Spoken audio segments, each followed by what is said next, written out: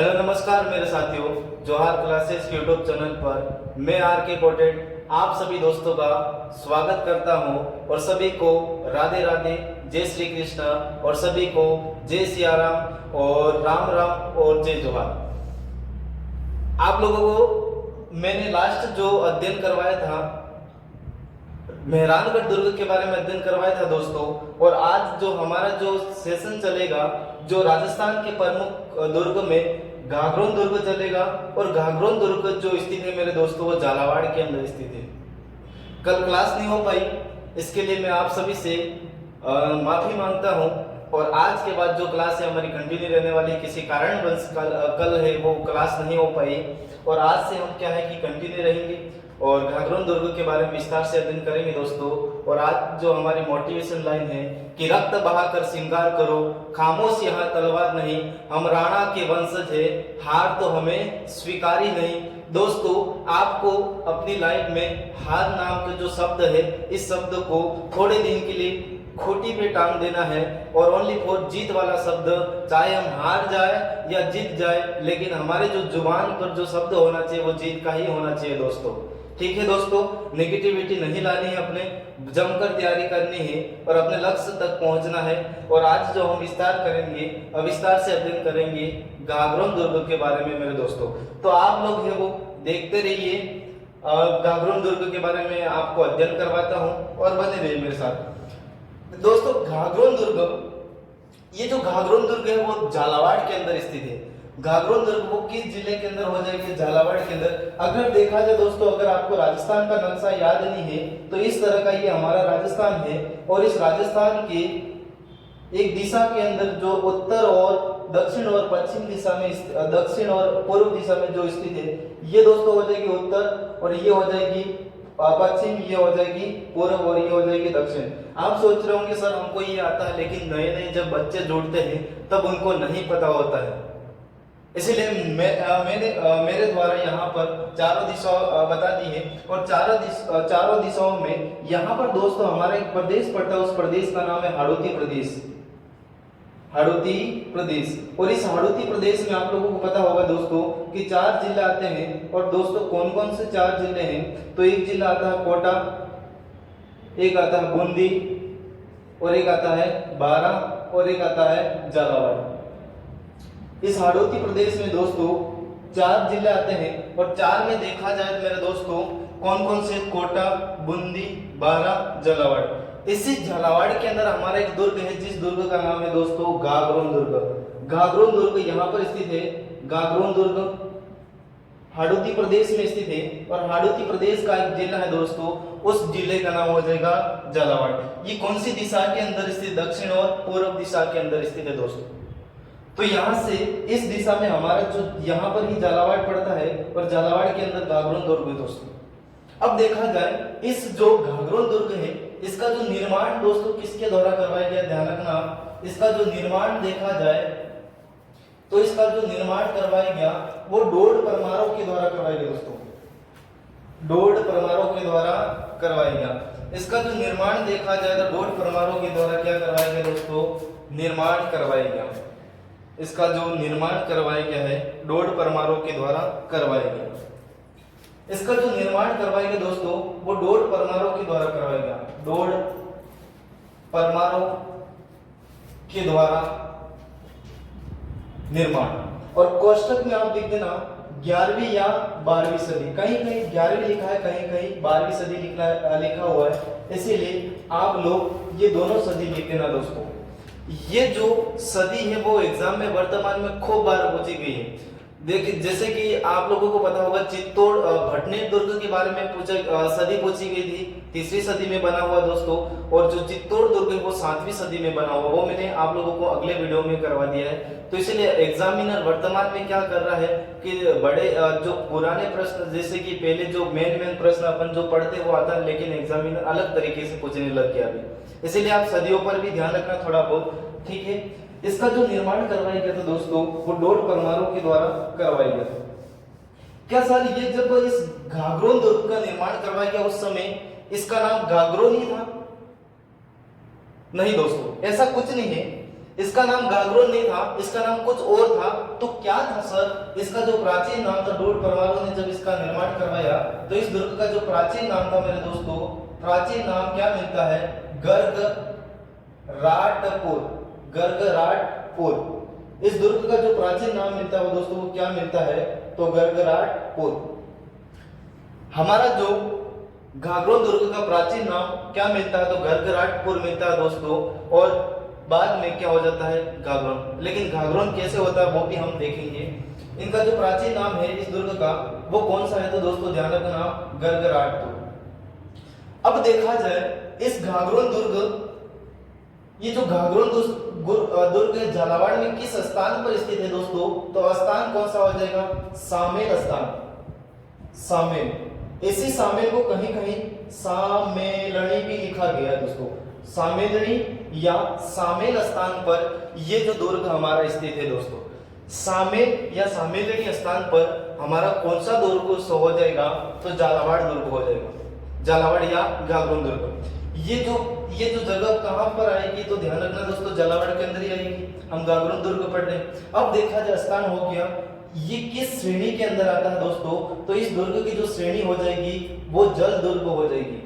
जल दुर्ग की श्रेणी, या इसी जल दुर्ग को हम एक और नाम से जानते हैं दोस्तों, ओदक दुर्ग। इसी को ओदक दुर्ग भी कहा जाएगा और इसी को जल दुर्ग भी कहा जाएगा। ओदक दुर्ग या इसी को कहा जाएगा जल दुर्ग भी कहा जाएगा।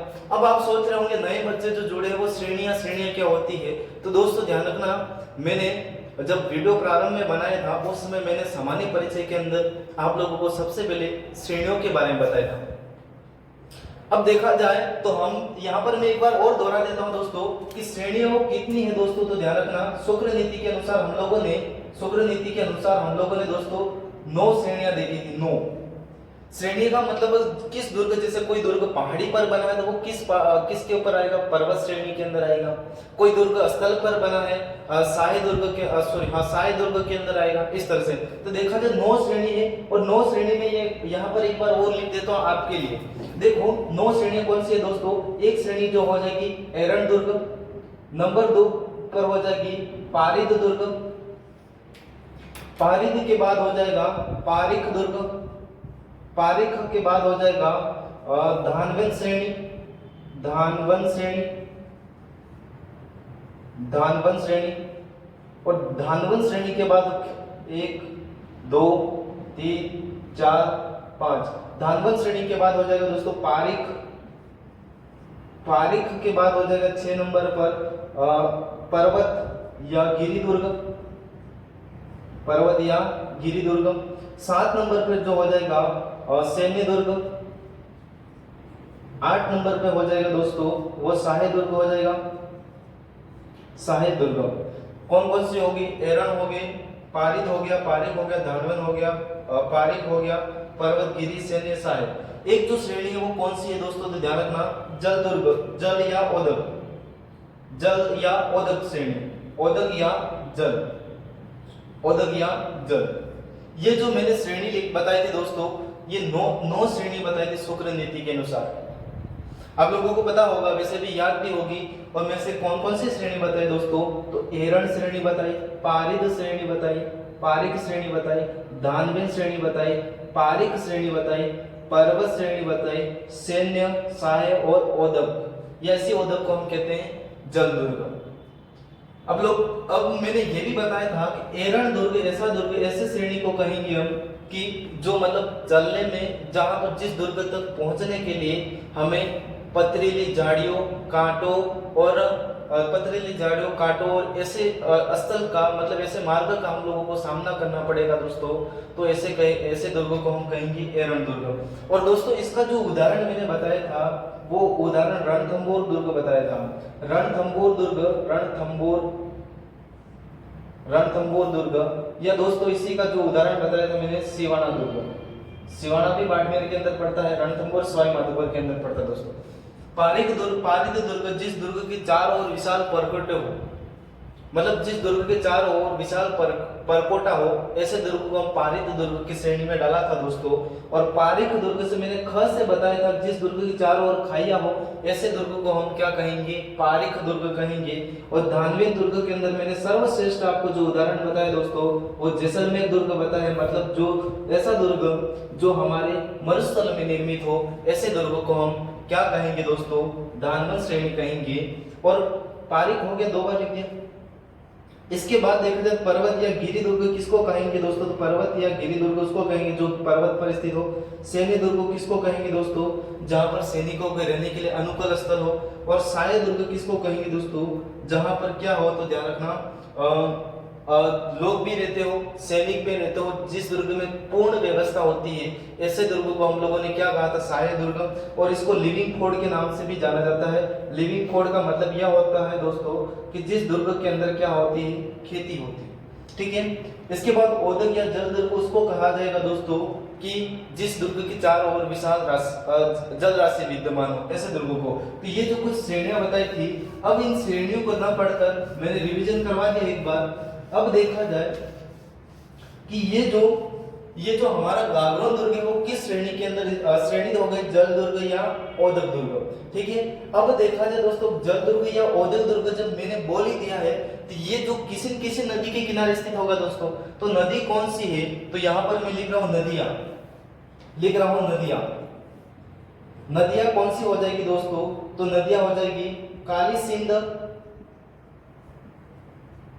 प्लस आहू। काली सिंध और आहू नदियों के संगम पर स्थित है।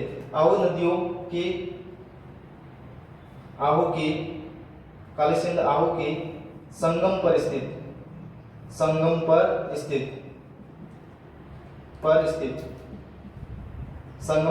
स्थित, ठीक है दोस्तों। ये 2 नदियों के किनारे स्थित है। अब देखा जाए इस दुर्ग के क्या उपनाम हो जाएंगे दोस्तों, तो इस दुर्ग की कुछ उपनाम है। उपनाम में देखा जाए क्या क्या उपनाम है मेरे दोस्तों, एक तो इसको कहते हैं गरगराटपुर, इसका जो प्राचीन नाम है गरगराटपुर कहते हैं। एक इसको कहते हैं डोडगढ़ दोस्तों, डोडगढ़ कहते हैं।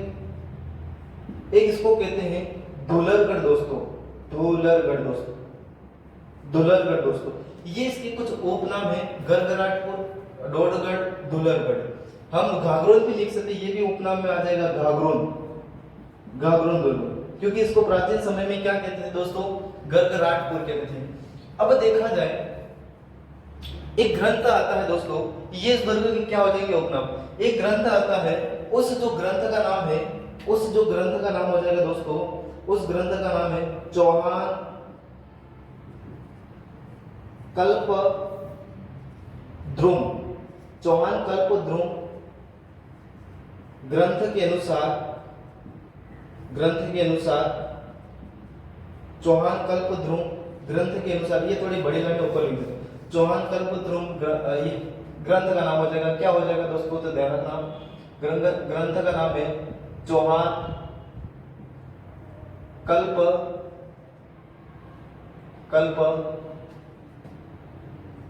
ध्रुम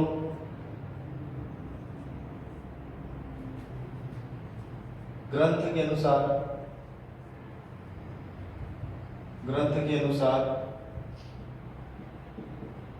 चौहान कल्प ध्रुम ग्रंथ के अनुसार होता क्या है दोस्तों, तो क्या होता है, तो ध्यान रखना, इसके अनुसार क्या होता है,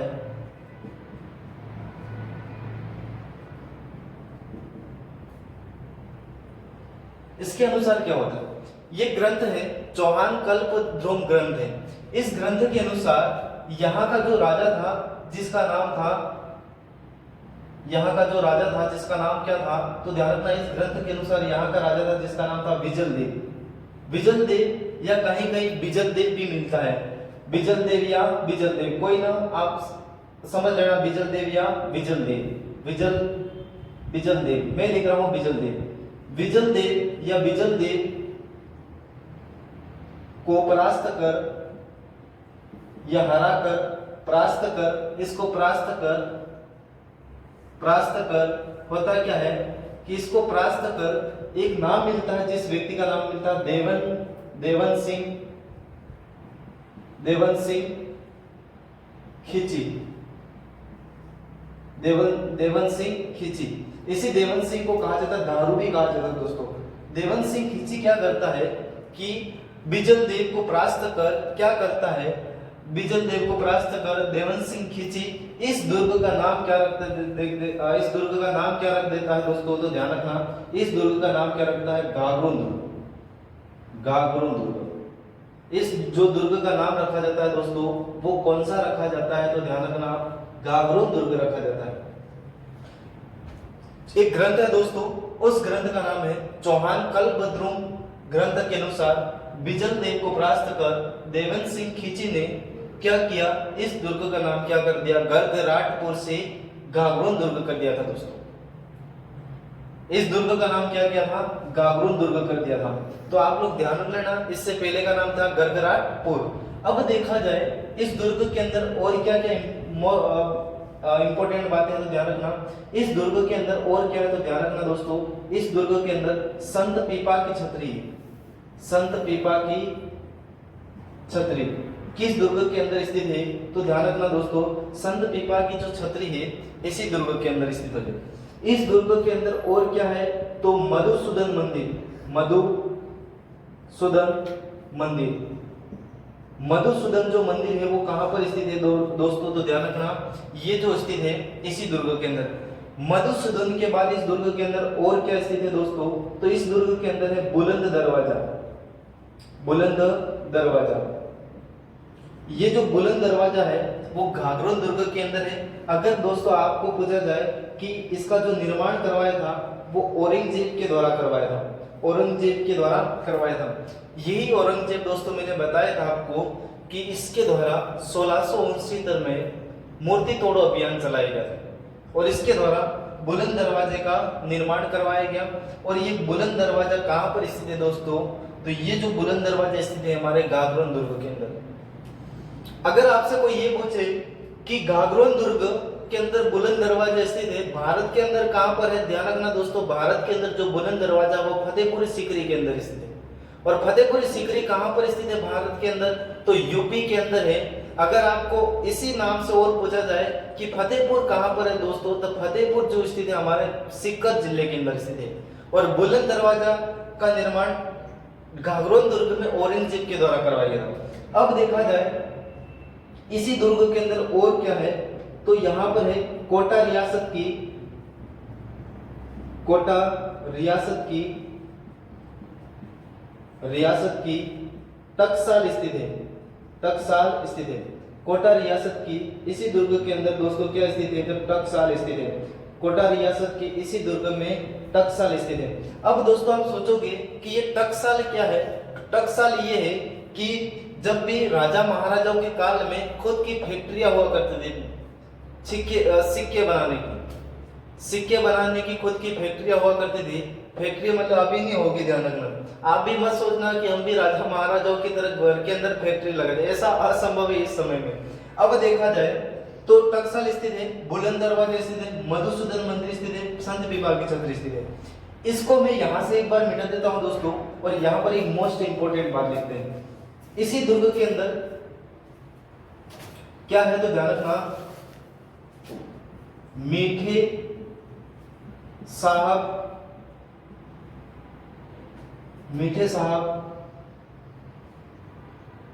की दरगाह है, मीठे साहब की दरगाह है। मीठे साहब की जो दरगाह है वो दोस्तों कहां पर है, मीठे साहब की दरगाह कहां पर है दोस्तों, मोस्ट इंपोर्टेंट बात है। मीठे साहब की जो दरगाह है वो कहां पर स्थित है, तो गागरोन दुर्ग के अंदर स्थित है। मीठे साहब की अगर दरगाह पूछी जाए आपको तो गागरोन दुर्ग के अंदर है। यहीं पर ये जो मीठा साहब थे वो कहाँ के थे दोस्तों, तो ध्यान रखना खुरासन के थे, खुरासन। और ये जो खुरासन जो जगह पड़ती है दोस्तों, वो जो ये खुरासन जगह कहाँ पर पड़ती है, तो ध्यान रखना ये जो खुरासन जगह है वो दोस्तों मध्य एशिया के अंदर पड़ती है। और ये मध्य एशिया वही है जो हम एशिया महाद्वीप के रूप में जानते हैं, जिसके अंदर भारत, पाकिस्तान, अफगानिस्तान और श्रीलंका, मालदीव, चीन, नेपाल, भूटान, बांग्लादेश, ये सारे देश को हम कहते हैं एशिया। और इसके मध्य वाले क्षेत्र को हम क्या कहते हैं, मध्य एशिया। और मध्य एशिया में एक जगह खुरासन, वहां से ये संत थे। अगर दोस्तों आपको यहीं से मीठे साहब की दरगाह यहाँ पर है और इसी से मैं इधर नोट बना के लिख रहा हूँ, शायद आपको दिख रहा होगा या ना दिख रहा होगा, यहाँ पर लिख देता हूँ मैं नोट में लिखता हूँ। अगर आपको पूछा जाए कि संत नोट में लिख देना संत हमीदुद्दीन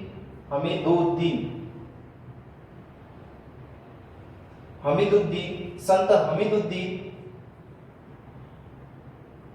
तारकिन संत हमीदुद्दीन तारिकिन नागौरी की दरगाह कहां पर स्थित है दोस्तों? तो ये जो कहां पर हो जाएगी, वो हो जाएगी हमारे नागौर के अंदर है। इनकी जो दरगाह कहां पर है दोस्तों? तो वो हो जाएगी नागौर जिले के अंदर हो जाएगी। संत हमीदुद्दीन तारिकिन नागौरी की जो दरगाह है दोस्तों, वो कहां पर स्थित है? तो ध्यान रखना, वो स्थित है गागरोन दुर्ग के अंदर। अब जो देखा जाए, ये जो इंपॉर्टेंट जो इमारत है इसके अंदर वो हो जाती है। अब देखा जाए इस दुर्ग के अंदर और क्या है, तो दोस्तों और जो है वो एक मोस्ट वाली बात है, इंपॉर्टेंट वाली बात है। इसको मैं मिटा देता हूं एक बार, और एक बार और देख लेना। इसका जो निर्माण करवाया गया दोस्तों, वो निर्माण डोड परमारों के द्वारा करवाया गया। इसका जो निर्माण डोड परमारों के द्वारा करवाया गया। और कब करवाया दोस्तों? 11वीं या 12वीं सदी में इसका गागरोन दुर्ग का निर्माण करवाया गया। इसका दोस्तों हम लोगों ने ये देखा कि क्या इसका नाम गागरोन ही था? नहीं दोस्तों, हम लोगों ने ये पढ़ा था इसका नाम गागरोन ही था। इसका जो प्राचीन नाम था वो गरगराटपुर था। और ये किस स्थान पर स्थित है दोस्तों? तो उस स्थान का नाम हो जाएगा सामेल या सामेलनी। इसके बाद देखा जाए ये किस श्रेणी का दुर्ग है दोस्तों? तो ये जल दुर्ग या औदक दुर्ग का श्रेणी का औदक दुर्ग श्रेणी का दुर्ग है। कौन कौन सी नदियों के किनारे स्थित है दोस्तों? हम लोगों ने ये देखा, तो काली सिंध और आहू नदियों के संगम पर जो दुर्ग स्थित है वो दुर्ग हो जाएगा गागरोन दुर्ग और झालावाड़ के अंदर। इसके कौन कौन से उपनाम हो जाएंगे? गरगराटपुर हो जाएंगे, डोडगढ़ हो जाएंगे, दुलरगढ़ हो जाएंगे, दुलरगढ़ हो जाएगा और गागरोन, ये इसके क्या हो जाएंगे उपनाम। अब देखा जाए, हम लोगों ने ये देखा कि चौहान कल्पद्रुम ग्रंथ के अनुसार, इस ग्रंथ के अनुसार बिजल देव डोड को या बिजल देव को परास्त कर देवंत सिंह खींची के द्वारा, इसको धारू भी कहा जाता है। धारू लिख रहा हूं मैं यहाँ पर, दारू नहीं लिखा, इतना ध्यान रखना, ठीक है। देवंत सिंह खींची द्वारा क्या किया जाता है कि बिजल देव को परास्त कर, इसको परास्त कर क्या कर दिया जाता है? तो इस दुर्ग का नाम बदल दिया जाता है और नाम रखकर क्या किया जाता है दोस्तों? तो ध्यान रखना, गागरोन कर दिया जाता है। गागरोन दुर्ग, इसका क्या नाम रखा जाता है? गागरोन दुर्ग। इसके बाद हम लोगों ने ये भी पढ़ा कि इस दुर्ग के अंदर मीठे साहब, संत मीठे साहब की दरगाह स्थित है। ये खुरासान से आए थे और खुरासान जो जगह है दोस्तों मध्य एशिया के अंदर है। अब देखा जाए इसके अंदर संत पीपा की छत्री स्थित है दोस्तों। इसके अंदर मधुसूदन मंदिर स्थित है दोस्तों। इसके अंदर बुलंद दरवाजा स्थित है। बुलंद दरवाजा का निर्माण औरंगजेब के द्वारा करवाया दोस्तों। और एक कोटा रियासत की यहाँ पर टकसाल स्थित है। एक लाइन और ऐड कर देना, यहीं पर अचलदास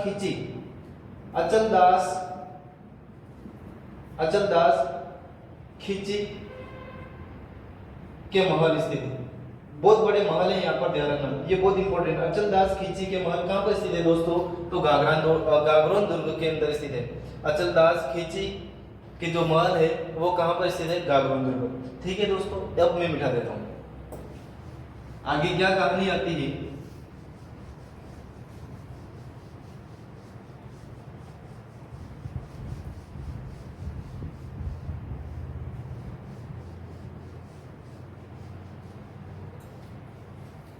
अब जो देखो, अब जो बात किया है गागरोन दुर्ग, मिट गया यहां से गागरोन दुर्ग। अब जो दोस्तों जो कहानी आती है वो कहानी क्या आती है कि जो गागरोन दुर्ग के अंदर और क्या छोटी मोटी बातें तो देख लेना। अकबर के शासनकाल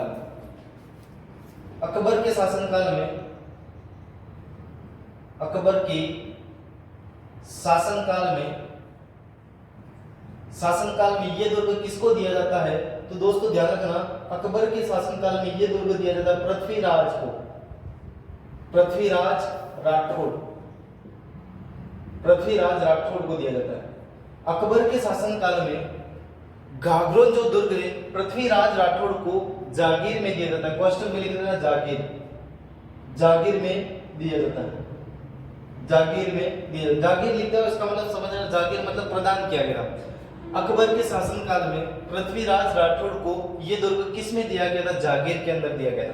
अब देखा जाए दोस्तों कि इसी दुर्ग के अंदर बैठे बैठे पृथ्वीराज ने एक बहुत बड़ा ग्रंथ लिख डाला।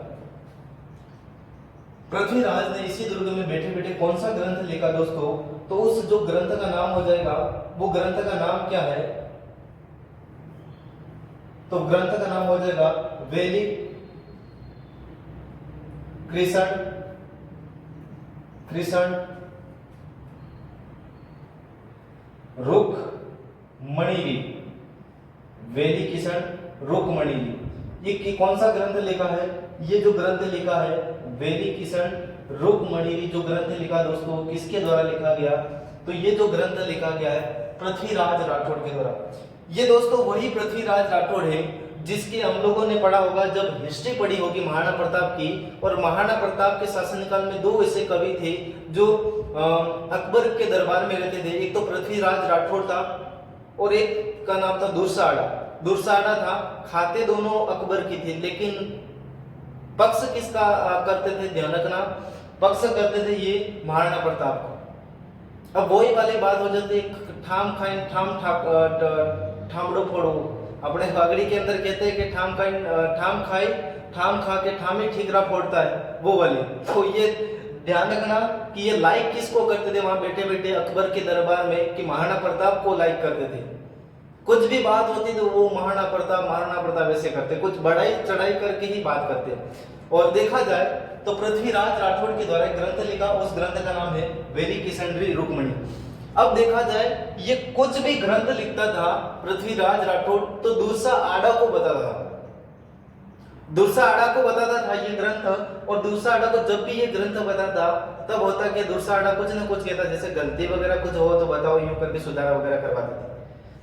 लेकिन इस ग्रंथ के बारे में दुर्सा आड़ा ने कहा कि 5वां वेद 19वां पुराण, 5वां वेद और 19वां पुराण इस ग्रंथ की तुलना उससे की है। 5वां वेद 19वां पुराण किसको कहा गया दोस्तों? तो वैदिक कृष्ण रुक्मणी, इस ग्रंथ को कहा गया। 5वां वेद 19वां पुराण ये किसके द्वारा कहा गया दोस्तों? तो दुर्सा आड़ा के द्वारा कहा गया। तीर मार के लिख देना 5वां वेद 19वां पुराण, और आगे और तीर मारना दुर्सा आड़ा लिख देना। ठीक है दोस्तों, आज मैं खूब धीरे धीरे चल रहा हूँ, नॉर्मल चल रहा हूँ, ये समझो, फास्ट नहीं चल रहा हूँ। चलो ठीक है। अब देखा जाए और किसी को दिया क्या सर? हाँ, और दिया क्या सर? जहांगीर के शासनकाल में, जहांगीर के शासनकाल में किसको प्रदान किया गया? तो जहांगीर के शासनकाल में दोस्तों ये जो दुर्ग है, ये जो दुर्ग किसको दिया गया? तो ध्यान रखना, ये बूंदी के राव रतन हाड़ा को दिया गया था। राव रतन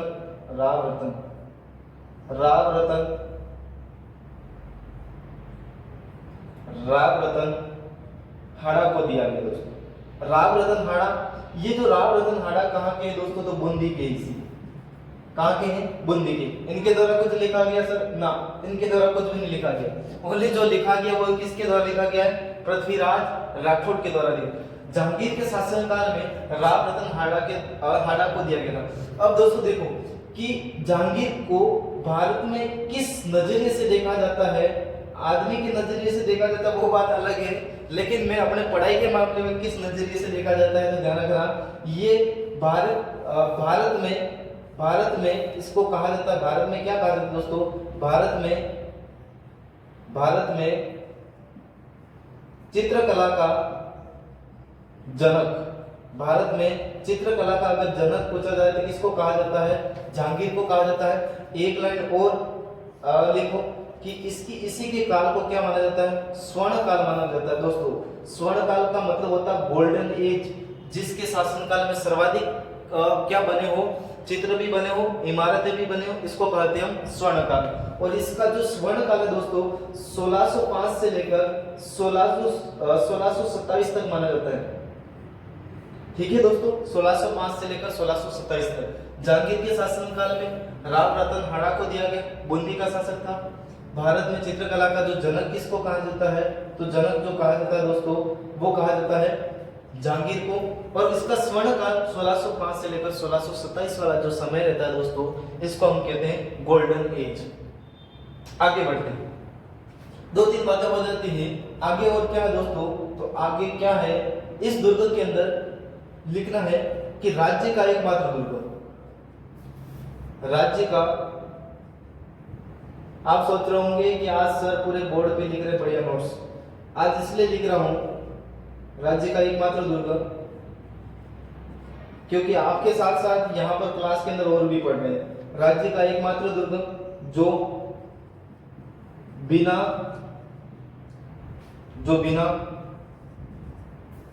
नींव का बना हुआ है, जो बिना नींव का बना हुआ है। तो ये कैसा बना हुआ है दोस्तों, बिना नींव का बना हुआ। राज्य का एकमात्र दुर्ग जो कैसे बना हुआ है, बिना नींव का बना हुआ है। ये कैसा खड़ा हुआ है, एक सीधी पहाड़ी पर खड़ा हुआ, बिना नींव का बना हुआ है। और लिख दो, सीधा क्वेश्चन में लिख दो, सीधी पहाड़ी पर खड़ा, सीधी पहाड़ी पर स्थित। ये राजस्थान का एकमात्र दोस्तों जिसकी नींव नहीं खोदी गई, और ये राज्य का एकमात्र, अपने राजस्थान का एकमात्र दुर्ग है जो बिना नींव का दुर्ग है। वो कौन सा हो जाएगा दुर्ग दोस्तों, घाघरोन हो जाएगा। अब दोस्तों देखा जाए इस दुर्ग के अंदर कितने साके हुए, तो दोस्तों इस दुर्ग के अंदर 2 3 4 साके हुए। ये और देख लेना, मैंने 2 बार रिवीजन करवा दिया। अब दोस्तों देखा जाए इस दुर्ग के अंदर साके कितने हुए थे, इस दुर्ग के अंदर साके हुए हैं, साखों से पहले हम एक लाइन और लिख देते हैं इसके अंदर, गीत कराई। गीत कराई करके आप हेडिंग डालना दोस्तों। और गीत कराई क्या है, तो गीत कराई क्या है दोस्तों, तो गीत कराई एक ऊंची पहाड़ी।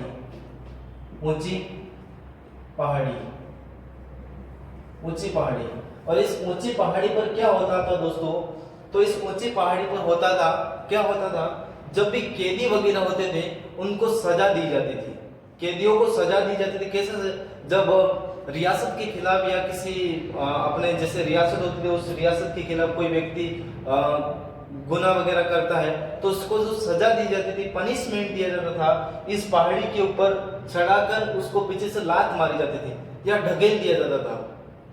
ठीक है दोस्तों, तो ध्यान रखना, वो ऊंची पहाड़ी है और इस पर क्या किया जाता है, ध्यान रखना, कैदियों को सजा दी जाती थी, कैदियों को सजा, क्वेश्चन लिख दो, कैदियों को सजा दी जाती थी। ठीक है दोस्तों, कैदियों को सजा दी जाती थी। गीत करें। अब जो साके कितने होते हैं दोस्तों, तो ध्यान रखना है, यहाँ पर जो साके होते हैं, प्रमुख साके, हेडिंग डालो प्रमुख साके।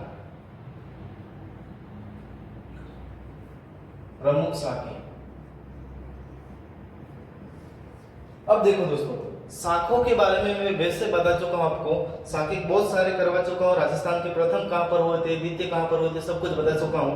लेकिन एक बार और बता देता हूं कि ये साके कहां पर हुए और साका कहां किसको कहा जाता है। अब देखो यहां पर मैं लिख रहा हूं, एक होता है केसरिया, सबसे पहले हम लिखते साका लिखते हैं सबसे पहले, और साका में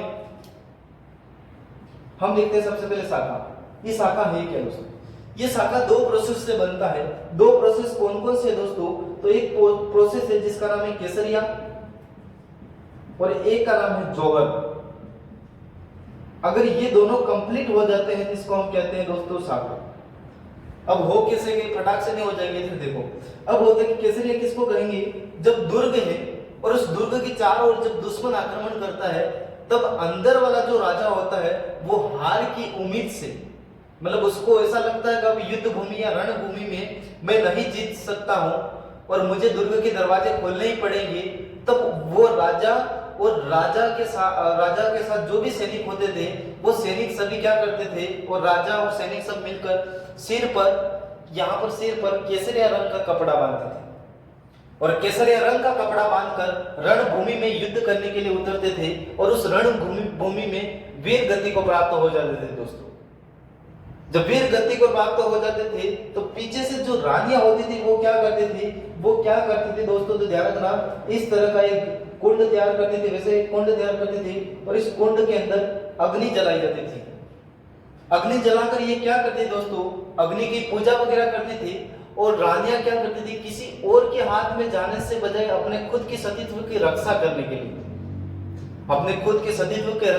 के लिए रानियां क्या करती थी, जौहर करती थी दोस्तों, जौहर करती थी। मुस्लिम आक्रमणकारी वगैरह होते थे तो वो उनके साथ अत्याचार वगैरह करें, इसलिए क्या करते थे, खुद की सतीत्व मतलब अपने खुद की इज्जत के लिए वो क्या करते थे कि इस कुंड के अंदर कूद कर अपने प्राण त्याग देते थे। इस वाले प्रोसेस को हम कहते थे जोहर।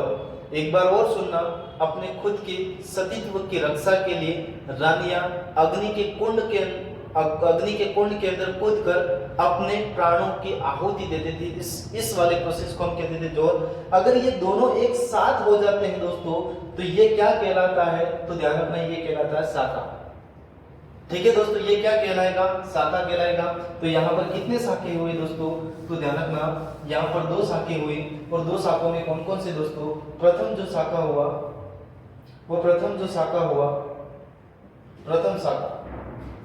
प्रथम शाखा कब होता है, तो उस समय जो समय था दोस्तों, वो समय कौन सा हो जाएगा, 1423। समय कौन सा हो जाएगा दोस्तों, समय हो जाएगा 1423। ठीक है, 1423 हो जाएगा।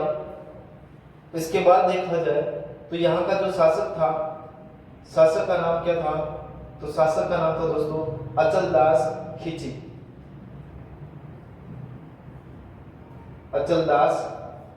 खिची। यहाँ का जो शासक था जिसका नाम था अचलदास खिची। और यहाँ पर आक्रमणकारी कौन था, तो आक्रमणकारी था जिसका नाम था होशांग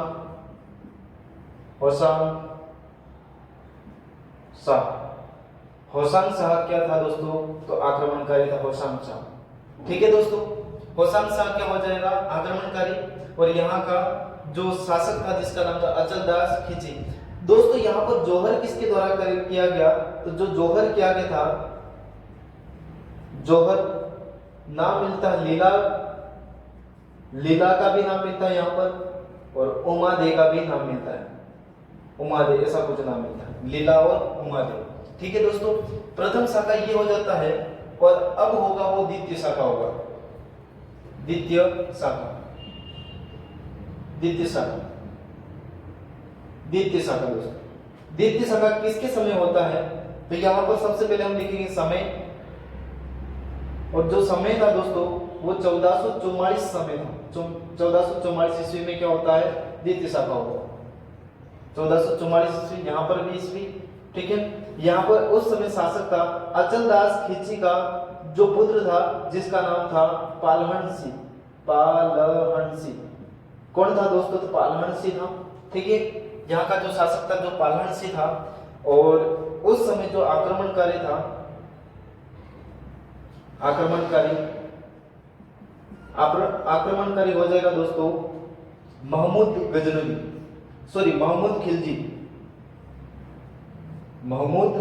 खिलजी। आक्रमणकारी कौन हो जाएगा दोस्तों, तो महमूद खिलजी। यहाँ का समय 1444, शासक पालहनसी, ये किसका पुत्र था, तो अचलदास खिची का ही पुत्र था। अब देखा जाए, ध्यान रखना, ये इसको कहा जाता है, ये महाराणा कुंभा का भांजा था। ध्यान रखना, महाराणा कुंभा का भांजा था। और महाराणा कुंभा की जो बहन थी उसकी जो शादी किससे हुई थी, अचलदास खिची से हुई थी। ठीक है दोस्तों, तो ध्यान रखना। इसके बाद देखा जाए यहाँ पर जोहर वाला किसने किया, ये कुछ प्रमाण नहीं मिलता, लेकिन इसने जब इस दुर्ग पर अधिकार करके, किसके द्वारा, महमूद खिलजी के द्वारा इस दुर्ग पर क्या किया था, अधिकार। और अधिकार करके इसने क्या किया, और अधिकार करके इसका जो नाम बदलकर नामकरण क्या किया इस दुर्ग का, तो दोस्तों ध्यान रखना, नामकरण किया गया था मुस्तफाबाद।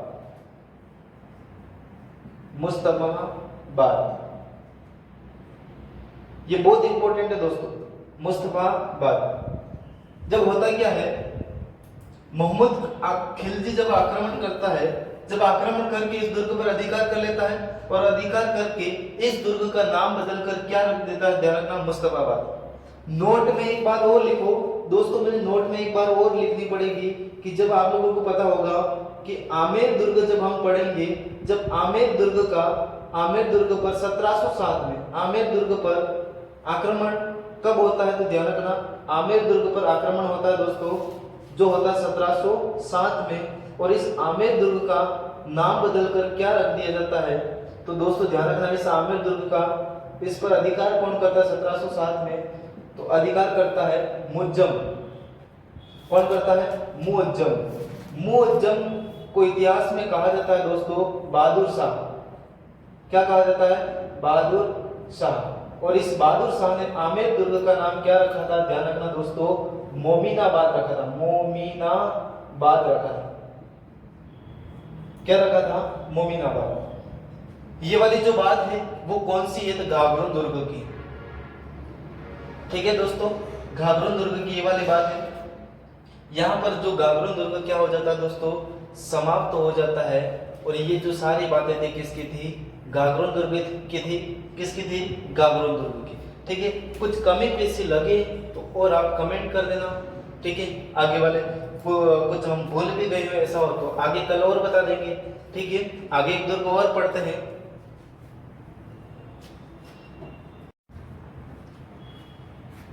हेलो दोस्तों, गागरोन पढ़ लिया। गागरोन के बाद आगे और चलेंगे। आप सोच रहे होंगे सर मिटाते हुए दिखे नहीं तो समझ लेना मैं नहीं दिखाई दूंगा। मैं पहले भी बोल चुका हूं आपको कि ये एक तरह का जादू है और इस जादू में आपको मेरा वाला जादू है जो दिखाई नहीं देगा, ओनली पर पढ़ाते हुए दिखाई देगा। आगे बढ़ते और आगे बढ़ते। इधर देखो, गागरोन दुर्ग, सॉरी गागरोन तो हो गया। कौन सा है? भोपालगढ़।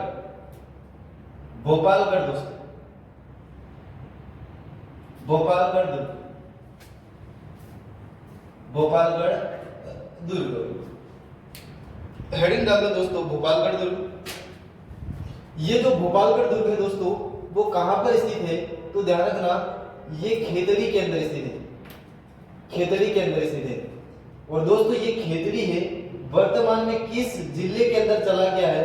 तो उस जिले का नाम है नीमका थाना। नीमका थाना किस जिले के अंदर है दोस्तों? तो ये जो खेतड़ी है वर्तमान में वो नीमका थाना। नीमका थाना। नीमका थाना वर्तमान में नए जिलों के हिसाब से भोपालगढ़ जो दुर्ग है नीमका थाना के अंदर आ जाएगा। जो खेतड़ी जो स्थल है दोस्तों, ये जो खेतड़ी स्थल है वो पहले झुंझुनू के अंदर आता था दोस्तों।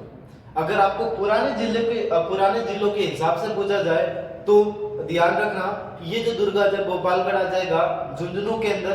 अगर नए जिलों के हिसाब से पूछा जाए दोस्तों तो ये नीमका थाना के अंदर आएगा। खेतड़ी वर्तमान में कहां पर स्थित है? नीमका थाना जिले के अंदर स्थित है। इसीलिए आप ध्यान रखना, झुंझुनू भी याद रखना और नीमका थाना भी याद रखना। ठीक है, आगे बढ़ते हैं। इस दुर्ग का जो निर्माण करवाया गया वो निर्माण किसके द्वारा करवाया गया दोस्तों? तो इसका जो निर्माण करवाया जाता है वो निर्माण खेतड़ी के तात्कालीन शासक, खेतड़ी के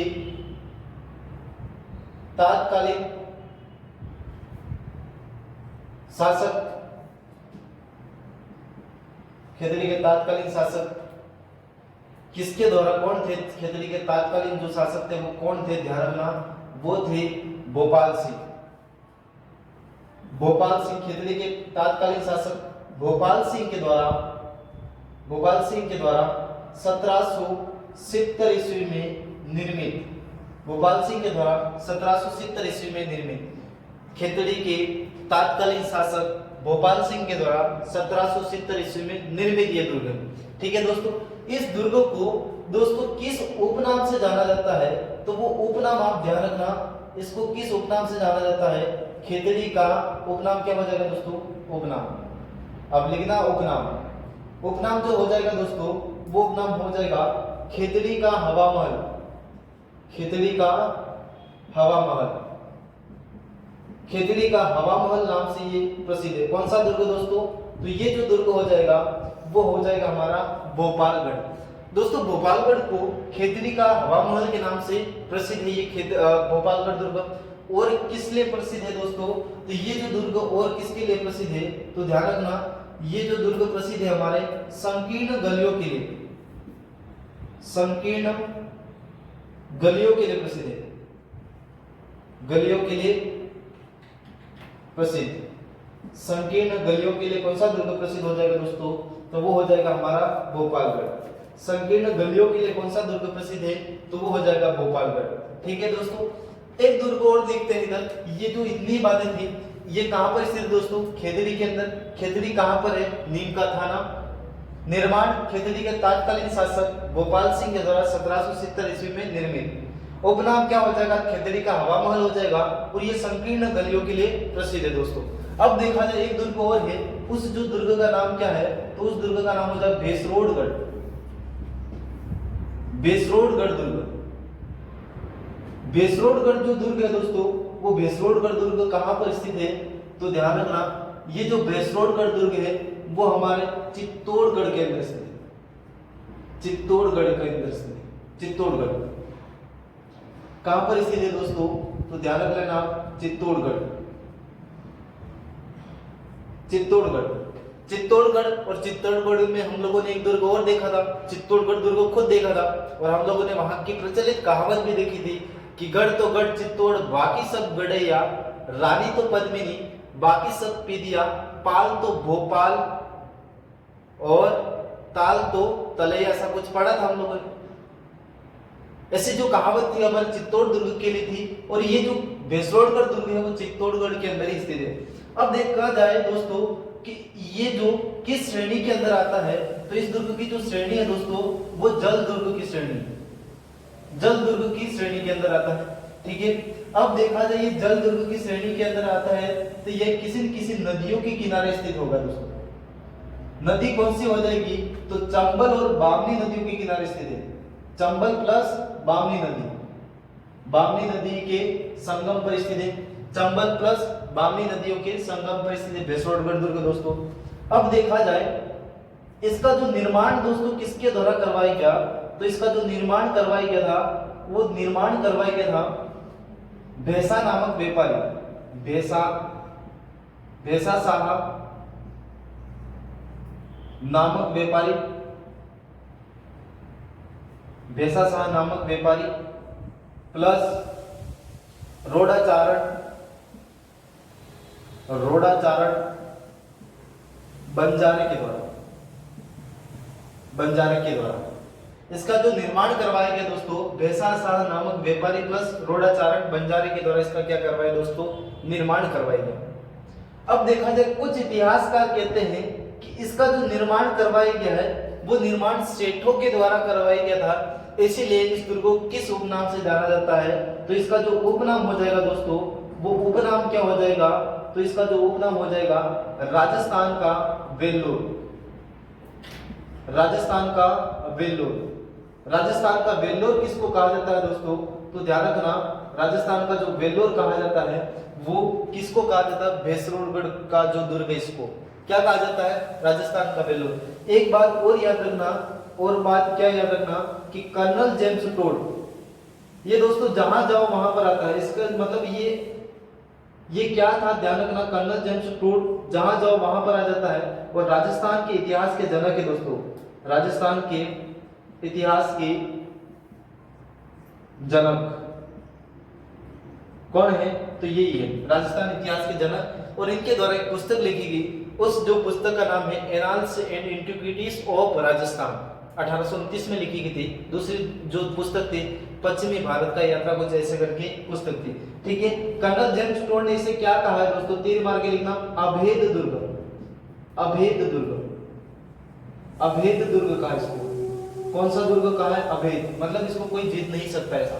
ठीक है, अभेद दुर्ग कर्नल जेम्स टोड के द्वारा कहा गया है। और हमारे दोस्तों ये जो भेसरोडगढ़ जल दुर्ग की श्रेणी में स्थित है। नदियां चंबल बामनी प्लस नदियों के किनारे। निर्माण भेसा नामक व्यापारी प्लस रोडाचारण बंजारे के द्वारा भेसरोडगढ़ दुर्ग का निर्माण करवाया गया। किस उपनाम से जाना जाता है दोस्तों? तो राजस्थान का वेल्लोर कहा जाता है। कितनी बार गुजर गया है कि राजस्थान का वेल्लोर किसको कहा जाता है? तो भेसरोडगढ़ दुर्ग को। कर्नल जेम्स टोड के द्वारा इसको अभेद दुर्ग कहा है दोस्तों, और राजस्थान के इतिहास के जनक कहे जाते हैं। अब एक बात और याद रखना कि आप एडजस्ट कर लेना, मुझे भी याद आ गई है। क्या याद आ गया? तो ध्यान रखना, नोट में यहाँ पर लिख दो तो कुंभलगढ़ के अंदर ही लिखना दोस्तों। अगर आप नोट्स बना रहे हो तो कुंभलगढ़ के अंदर ही लिखना। क्या लिखोगे कुंभलगढ़ के अंदर? तो जहां पर आपकी नई लाइन छोड़ी है तो पेज के हाशिए के ऊपर लिख देना, और जहां कहीं जगह है तो नोट में मैं यहाँ पर लिख रहा हूँ कि क्या लिख रहा हूँ कि इसके 13 परकोटा, मतलब 13 परकोटा कैसा दोस्तों? एक बार देख लेना, एक परकोटा तो ये एक वाला राउंड तो ये, एक वाला राउंड ये और एक वाला राउंड ये हो जाएगा।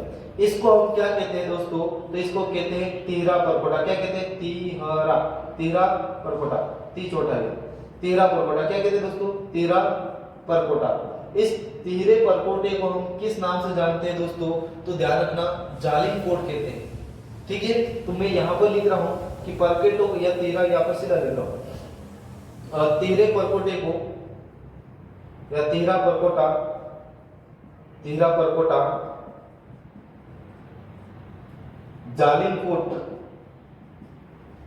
जालिम कोट, जालिम कोट क्या कहलाता है? तिहरा परकोटा क्या कहलाता है दोस्तों? जालिम कोट कहलाता है।